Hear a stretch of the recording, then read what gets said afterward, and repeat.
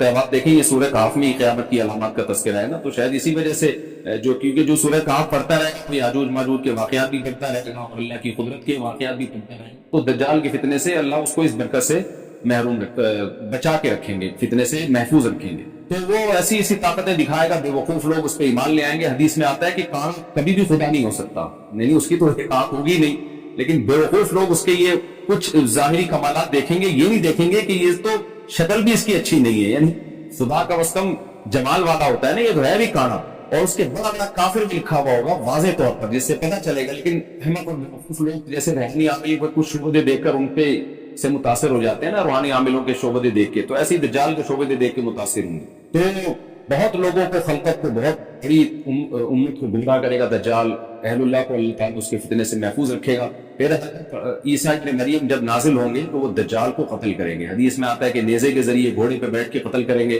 علماء نے اس حدیث کا دو مطلب بیان کیے ہیں کہ یا تو اس کا مطلب یہی ہے کہ واقعی گھوڑے پہ بیٹھیں گے، نیزہ استعمال کریں گے، اور زمین جو ہے وہ اتنی پہلے اس سے جنگیں ہو چکی ہوں گی کہ لوگ دوبارہ تلواروں گھوڑوں کی طرف آ جائیں گے۔ اس بات کا امکان ہے، ہر ملک ایٹمی طاقت بن چکا ہے، تو اگر یہ ایٹم بم سارے ملک آپس میں چلا دیں تو ہم دوبارہ گلے گھوٹے والی زندگی بنا جائیں گے، ٹیکنالوجی ساری تباہ و برباد ہو جائے گی، انسان کی ترقی۔ تو اس بات کا بھی امکان ہے کہ کوئی اس سے پہلے ہو سکتا ہے کوئی ایسی جنگ عظیم ہو کہ انسانیت دوبارہ پہاڑوں پتھروں کے دور میں آ جائے۔ لیکن ظاہر یہ معلوم ہوتا ہے کہ رسول اللہ صلی اللہ علیہ وسلم نے جو کلام کیا ہے، ظاہر ہے اس دور کے لحاظ سے جو لوگوں کے جہاں تک جو لوگوں کی مینٹل اپروچ ہے وہاں تک، تو نبی صلی اللہ علیہ وسلم میزائل یا اور ٹینکوں کا تذکرہ کرتے تو کیا سمجھ میں آتا؟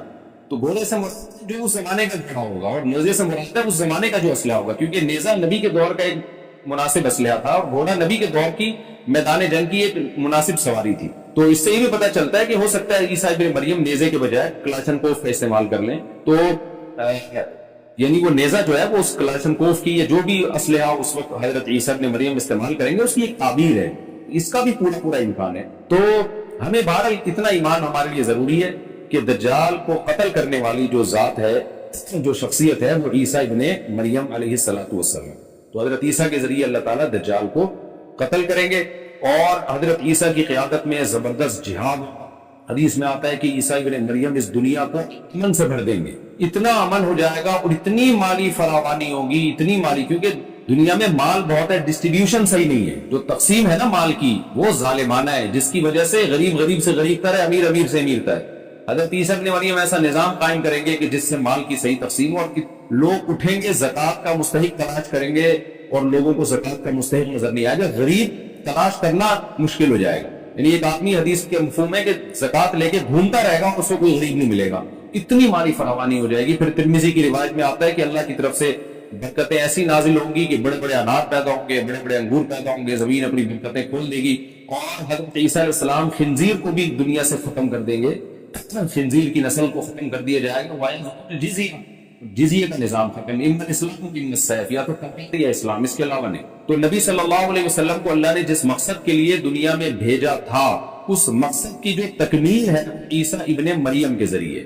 باقی اس میں حکمتیں کیا ہیں اس پر میرے الگ سے بیانات موجود ہیں کہ اللہ نے حضرت عیسیٰ ابن مریم کا انتخاب کیوں کیا اس کام کی تکمیل کے لیے، اسی امت میں کوئی کیوں منتخب نہیں کر لیا، یا یہ کہ پیغمبر صلی اللہ علیہ وسلم ہی کے ذریعے پوری دنیا میں اسلام کو غالب کر دیا جاتا، اس میں کیا حکمتیں ہیں، اس میں میرے الگ سے بیانات موجود ہیں۔ ابھی تو میں کوشش کرتا ہوں کہ تفسیر سے میں جو ٹو دا پوائنٹ بات ہے اس سے یہاں اس لیکچر میں نہ ہوں۔ تو اسی وقت حضرت عیسیٰ ابن مریم اس کو یاجوج ماجوج کو قتل کریں گے اور دنیا انصاف سے بھر جائے گی، اور اللہ تعالیٰ نے جو پیغمبروں کو دنیا میں بھیجا تھا اس کا مقصد کیفیت اور کمیت دونوں لحاظ سے حاصل ہو جائے گا۔ اس کے بعد پھر آہستہ آہستہ دنیا میں زوال شروع ہوگا، اور پھر جب پوری دنیا کے لوگ زوال کا شکار ہوتے ہوتے کفر کی طرف جائیں گے، گناہوں کی طرف، اور حدیث میں آتا ہے جب تک ایک شخص بھی اللہ کا نام لینے والا ہوگا اس دنیا پر قیامت نہیں آئے گی، یہاں تک کہ آخری شخص جب دنیا سے اٹھے گا جو اللہ کا نام لیا کرتا تھا، اس کے بعد اللہ تعالیٰ سور پھونکیں گے، جبریل کو حکم دیں گے سور پھونکنے کا، اور اس دنیا کو تباہ کر دیا جائے گا۔ تو آج قرآن کہتا ہے وَنُفِخَ فِي الصُّورِ، پھر سور میں پھونکا جائے گا، فَجَعَلْنَاهُمْ جَمَعًا، پھر ہم ان تمام انسانوں کو جمع کر دیں گے، وَعَرَضْنَا جَهَنَّمَ يَوْمَئِذٍ لِلْكَافِرِينَ عَرْضًا، اور قیامت کے دن ہم جہنم کو یومئذ، جس دن ایسا ہوگا یعنی جس دن سور پھونکا جائے گا، یہ دوسرا سور مراد ہے، لِلْكَافِرِينَ عَرْضًا، کافروں کے سامنے پیش کر دیں گے، الَّذِينَ كَانَتْ أَعْيُنُهُمْ فِي غِطَاءٍ عَنْ ذِكْرِي، یہ وہ لوگ ہیں جن کی آنکھیں میری یاد سے پردے میں پڑی ہوئی تھی، یعنی میری یاد کی چیزیں ان کو نظر ہی نہیں آتی تھی، غفلت میں پڑی ہوئی تھی جن کی آنکھیں. وَكَانُوا لَا يَسْتَطِيعُونَ السَّمْعَ، اور یہ سننے کی صلاحیت بھی نہیں رکھتے تھے، نہ حق بات سنتے تھے نہ حق دیکھتے تھے، بس اپنے خواہشات کی جو چیزیں ہیں وہ ان کو اچھی لگتی تھی اور وہی ان کو سمجھ میں آتی تھی. تو یہ ہمارا الحمدللہ کمپلیٹ ہو گیا. اس رکوع میں ہمیں بہت سارے اسباق ملتے ہیں، میں نمبر 1 اس کو مختصر بیان کر دیتا ہوں. پہلی بات تو یہ کہ دیکھیں اللہ تعالیٰ نے کیسے کیسے بادشاہ دنیا میں بھیجے اور کتنے پاورفل بادشاہ. حضرت ذوالقرنین کا نام ہی قرن والا، 2 کناروں والا، زمین کے بہت بڑے حصے کو حضرت ذوالقرنین نے فتح کیا. اور اللہ کے نیک بندے کیسے اللہ کے راستے میں لڑتے رہے ہیں. تو یہ جو لوگ بہرے جاتے ہیں نا بس عبادت کر رہے ہیں، پڑھائی وڑائی اسلام میں ہے ہی نہیں، یہ دنیا میں کوئی بھی عقل مند اس نظریے کا حامی نہیں. تو طاقت اور قوت کی اسلام میں بہت زیادہ اہمیت ہے.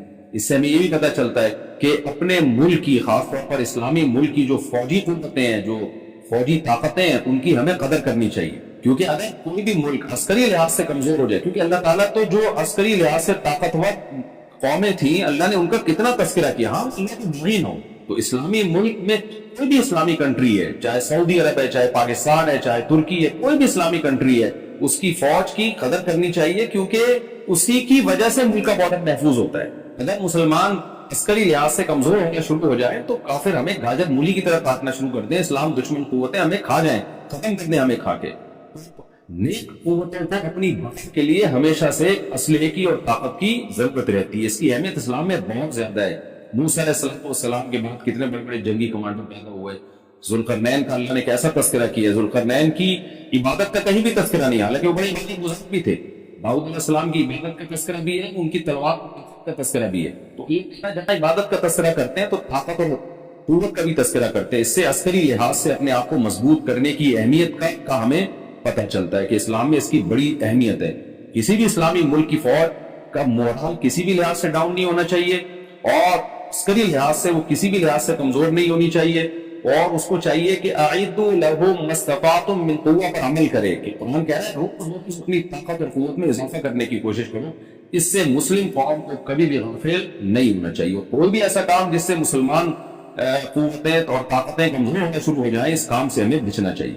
دوسری بات ہمیں یہ پتہ چلی کہ اللہ تعالیٰ نے اہل اسلام کے ذمے پوری دنیا کی ذمہ داری لگائی ہے، کسی ایک ملک کی نہیں. جتنے بھی پیغمبر آئے ہیں جب وہ دنیا فتح کرنا شروع کی ہے تو کہیں رکے نہیں ہیں وہ کہ بھئی یہاں تک، اس سے آگے نہیں جانا. ان کی صلاحیت ہی ختم ہو گئی ہو، وسائل ہی ختم ہو گئے ہو تو الگ بات. تو پوری دنیا ہے جس میں اللہ کے دین کو غالب کرنا ہے. اب اس کا طریقہ کیا ہوگا؟ ظاہر ہے جو جس زمانے میں سوٹیبل طریقہ ہو وہ اختیار کیا جائے گا. تو حضرت ذوالقرنین پہلے انتہائی مشرق کی طرف گئے، جہاں سورج نکلتا ہے تو وہاں سے جہاں سے آبادی شروع ہو رہی ہے، اور ان کا خیال تھا کہ اب آگے آبادی نہیں ہے تو پھر جا کے سٹاپ کیا ہے. مغرب میں بھی ایسے ہی، شمال میں بھی ایسے ہی. تو ہمیں جب دیکھتے ہیں کہ جب صحابہ کرام نے دنیا فتح کرنا شروع کی ہے تو ہمیں مسلمان کمانڈروں میں بھی ایسے واقعات ملتے ہیں کہ وہ علاقے فتح کرتے کرتے سمندر کے کنارے پہنچے اور انہوں نے سمندر کو دیکھ کے کہا کہ تیرے آگے بھی آبادی ہوتی نا تو ہم اللہ کا کلمہ وہاں بھی بلند کرتے. یہ دور تھا مسلمانوں کا، اور یہ عیسیٰ ابن مریم دوبارہ پھر وہی کریں گے، پوری دنیا کو فتح کریں گے. تو حضرت ذوالقرنین کے اس واقعے سے پتہ چلتا ہے کہ پوری دنیا کی ذمہ داری اللہ نے ہمیشہ سے اہل اللہ پہ لگائی ہے، اور وہ پوری دنیا میں اللہ کے دین کو غالب کرنے کی کوشش میں ہمیشہ سے لگے رہے. تیسری بات ہمیں پتہ چلتی ہے کہ اسباب اور وسائل کی اہمیت.